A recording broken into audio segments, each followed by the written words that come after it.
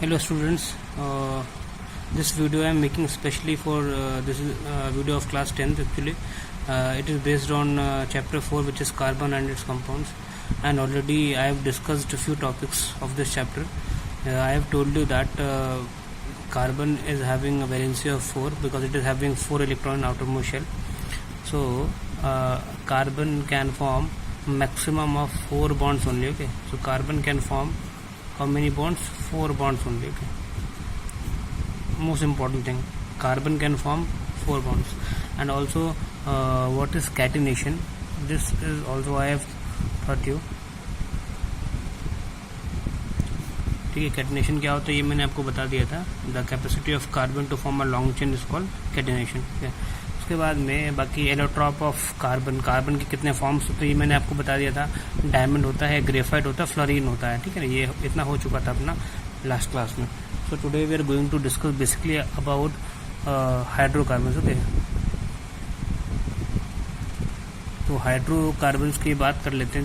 जैसे आप देख पा रहे हैं इसमें जैसा वर्ड है हाइड्रोकार्बन, तो compounds which are made up of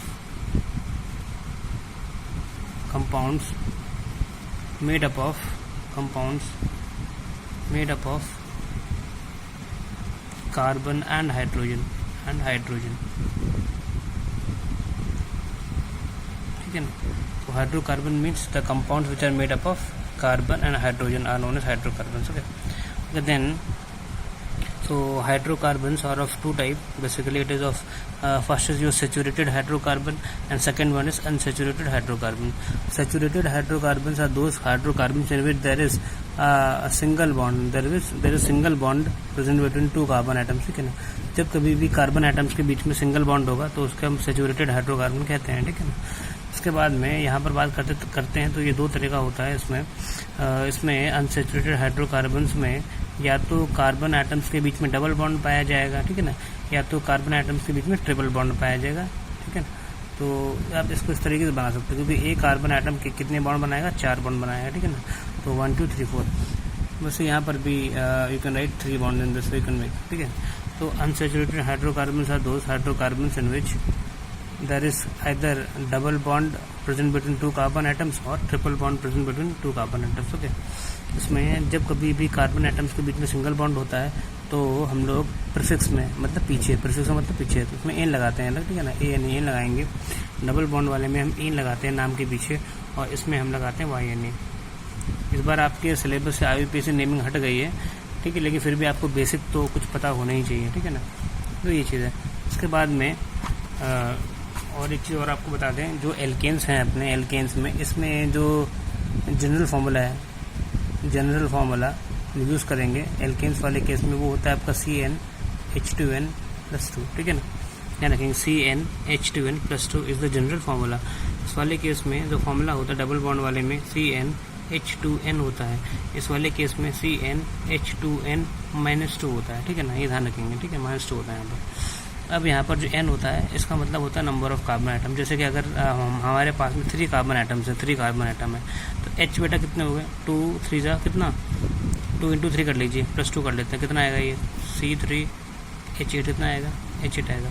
तो उसी तरीके से यहाँ पर अगर C3 है तो H कितना हो जाएगा? 3 2 जा 6. ठीक है ना, और यहाँ पर देख लेंगे क्या आएगा. ठीक है ना, ठीक है, यहाँ पर आपको C3H4 हो जाएगा. ठीक है, तो इसको जैसे इसको हम क्योंकि इसमें 3 कार्बन आइटम है तो इसको हम कहते हैं PROPANE, प्रोपेन. ये मैं आपको बताऊंगा बाद में. ठीक है ना, पहले समझ लीजिए इसमें एन लगाएंगे हम, प्रोपेन. ठीक है ना, और इसमें हम लगाएंगे PROPENE, प्रोपीन. ये मैंने आपको पहले बताया, अगर डबल बॉन्ड होगा तो इन लगाएंगे. ठीक है ना, और इसमें लगाते हैं YNE, तो ये क्या हो जाएगा? Propyne, PROPYNE, propyne. तो इसमें जो पीछे वाला है YNE हो गया, या ENE हो गया, या जो ANE है इसको हम कहते हैं प्रीफिक्स. और बाकी जो ये प्रोप लगा हुआ है इसको, ये सफिक्स हमारा, ये क्या है? This is our suffix. ठीक है ना, इसके बारे में और डिटेल में बात करेंगे नेक्स्ट वीडियो में. अब इसमें जैसे कि मैंने आपको यहाँ पर कुछ बता रहा था ये कि सेचुरेटेड हाइड्रोकार्बन होता है, अनसेचुरेटेड होता है. इसमें 2 पार्ट होते हैं, इन और आयन वाला. ठीक है ना, अब जैसे कि इसमें इसी बार आपको बता दें, इसमें इसको हम एल्केन कहते हैं. ठीक है ना, इसको हम एल्केन कहते हैं, इसको हम एल्कीन कहते हैं और इसको हम एल्काइन कहते हैं. ठीक है ना, ये चीज़ है, ये भी ध्यान रखेंगे. एल्काइन ये एल्काइन होता है, एल्किन होता है, वो एल्केन होता है. अब बात आती है यहाँ पर सफिक्स की, ठीक है ना। अगर हमारे पास में 1 कार्बन एटम होता है, ठीक है ना, तो हम यूज़ करते हैं मीथ। मतलब आपको एन नहीं लगाना है अभी, ठीक है ना। अभी हम यहाँ पर जो प्रीफिक्स होता है उसकी बात नहीं कर रहे, खाली किसकी बात कर रहे हैं हम लोग, सफिक्स। किसकी बात कर रहे हैं, सफिक्स, जो हम आगे ऐड कर रहे हैं। अगर कार्बन 2 होंगे तो ETH, 3 कार्बन होंगे तो PROP, प्रोप, 4 होंगे तो BUT, ब्यूट, इस तरीके से, ठीक है ना। तो ये सफिक्स होते हैं।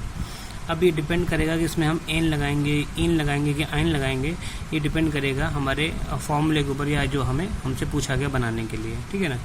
ये चीज़ ध्यान रखेंगे। जैसे कि अगर हमसे बोला गया है कि आप ब्यूटीन, BUTENE, ब्यूटीन बनाइए, हमसे ये पूछा गया ब्यूटीन। तो ब्यूट में, यहाँ पर ब्यूट में कितने कार्बन होने चाहिए, ब्यूट के लिए 4, ठीक है ना। और यहाँ पे इन लगा हुआ है, पीछे क्या लगा हुआ, इन वाले में फॉर्मूला क्या होता है मैंने आपको बताया था, ये यहाँ पे लिखा हुआ है फॉर्मूला। इन वाले में फॉर्मूला क्या यूज़ करेंगे, CnH2n, ठीक है ना। तो CnH2n फॉर्मूला होगा यहाँ पर अपना। उसके बाद में C, कितने कार्बन आइटम है यहाँ पर, ब्यूट वाले में 4, कितने कार्बन है ब्यूट में 4, यहाँ पे 4 कर लेंगे। और H2 और N की वैल्यू कितनी बेटे, दोबारा 4, तो क्या आएगा अपना ये C4H8, क्या आएगा ये C4H8 आएगा। तो ये फॉर्मूला होगा ब्यूटीन का, ध्यान रखेंगे इस तरीके से। उसके बाद में रही बात इसके, ये तो फॉर्मूला हो गया मुझे, जैसे मॉलिक्यूलर फॉर्मूला, ठीक है ना। अगर हम इसके स्ट्रक्चर की बात कर लें, यहाँ पे कितने कार्बन है, 4 अपने पास में, तो 1 2 3, सबसे पहले काम है हम कार्बन बनाएंगे, 4 कार्बन आइटम बना लिया हमने, ठीक है ना। उसके बाद में क्योंकि ये एल्कीन है, इन लगा हुआ है, ठीक है ना, तो कहीं ना कहीं डबल बॉन्ड, कहीं ना कहीं पे डबल बॉन्ड आएगा। कहीं पे लगा दिया, आपकी मर्जी, आप यहाँ लगा सकते हैं, आप यहाँ लगा सकते हैं। यहाँ पे हमने लगा दिया अभी डबल बॉन्ड, यहाँ पे सिंगल बॉन्ड यहाँ पे लगा दिया। अच्छा, उसके बाद में अब यहाँ पर एक कार्बन आइटम कितने बॉन्ड बनाएगा, मैक्सिमम 4, तो 1 2 3 4, ठीक है, 4 हो गया। इसके यहाँ पे कितने हो गए, 1 2 3 हो गए, तो एक 4, 1 2 3 4, 1 2 3 और 4, बाकी H लगा दीजिए आप इस तरीके से। जो भी बचे हुए हैं, जो प्लेस है वहाँ पर, वो H की जगह है यहाँ पर, ये ऐसे लगा दिया हमने। अब 1 2 3 4 5 6 7 8 हाइड्रोजन आइटम है और 4 अपने पास कार्बन आइटम है, ठीक है ना। क्या नाम है इसका नाम है ब्यूटीन, ठीक है ना, BUTENE, ब्यूटीन बोल सकते हैं, या हम इसको ब्यूट डैश 1 डैश इन भी कह सकते हैं, ठीक है ना। ये नेमिंग हो गया। उसके बाद में आप एक टॉपिक और दिया गया है बुक में, आपको देखेंगे लिखा हुआ है होमोलोगस सीरीज, ठीक है ना। होमोलोगस सीरीज लिखा हुआ है, ठीक है ना। तो होमोलोगस सीरीज का मतलब होता है group of compounds which are having same formula, group of compound, ठीक है ना, जो एक ही फॉर्मूले को ओबे करते हैं उसको होमोलोगस सीरीज कहते हैं हम, ठीक है ना। जैसे कि अगर हम एल्केन्स की सीरीज बनाते हैं, अगर एल्केन जिसमें एन आ रहा है, ठीक है ना, एन मतलब कौन सा वाला फॉर्मूला लगेगा इसमें, CnH2n+2, ठीक है ना। मतलब जितने कार्बन होंगे हाइड्रोजन उसके डबल करके 2 जोड़ना है आपको, ठीक है ना। जैसे कि अगर मुझसे कहा गया कि C4 है, तो 4 का डबल कितना हुआ 8, और उसमें 2 और आपको ऐड कर देना, तो कितना हुआ C4H10 हो गया, इस तरीके से, ठीक है ना। तो होमोलोगस सीरीज अगर हम एल्केन की बनाएंगे तो सबसे पहले कौन आएगा, CH4, ठीक है ना। अगला वाला अपना कौन सा हो जाएगा, C2H6, उसके बाद C3H8। मतलब आपको कार्बन के डबल करने हैं, जो H की जो वैल्यू आएगी यहाँ पर नीचे, वो कार्बन से डबल और +2 करना है आपको इसमें, ठीक है ना। 2 2 जा 4 और +2 6, 3 2 6 +2 8, इस तरीके से कर लेना है। और एक चीज़ खास बात ध्यान रखेंगे, होमोलोगस सीरीज में क्या होता है, इस वाले कंपाउंड में जो अंतर होता है वो कितने का डिफरेंस होता है, CH2 का, ठीक है ना। ध्यान रखेंगे, डिफर बाई लिख दे रहा हूँ मैं, डिफर बाई CH2 ग्रुप, इसमें जो डिफर होता है इसमें भी कितने का अंतर है, एक कार्बन का और 2 हाइड्रोजन का डिफरेंस होता है, डिफर बाई CH2 ग्रुप। अब क्योंकि CH2 का डिफरेंस होता है तो मास, कार्बन का मास कितना 12, इसका कितना 2, कितना हुआ 14। तो होमोलोगस सीरीज में जो दो कंपाउंड्स होते हैं, इनके बीच का जो मास का डिफरेंस होता है वो कितना 14 U का डिफरेंस होता है, ठीक है ना। ये होमोलोगस सीरीज है। इसी तरीके से आप एल्कीन का बना लेंगे और एल्काइन का बना के दे सकते हैं। तो बेसिकली आपका जो सिलेबस में आपका स्टार्टिंग से वही है कि कार्बन क्या होता है, उसकी कैटनेशन क्या होता है, और टेट्रावैलेंसी क्या होता है। उसके बाद में कार्बन के एलोट्रॉप्स, डायमंड, ग्रेफाइट, फ्लोरीन के बारे में पढ़ लीजिए आप। और उसके बाद में फिर बेसिकली आपसे ये सब पूछेगा थोड़ा कि हाइड्रोकार्बन्स क्या होते हैं, सैचुरेटेड क्या है, अनसैचुरेटेड क्या है, ये सब पूछेगा। और होमोलोगस सीरीज तक पढ़ना है, ठीक है ना। बाकी IUPAC नेमिंग वगैरह, बाकी जो ग्रुप वगैरह है फंक्शन, वो सब हटा देंगे सिलेबस से। तो ये सब बहुत इंपॉर्टेंट है, पढ़ लीजिएगा आप, ठीक है।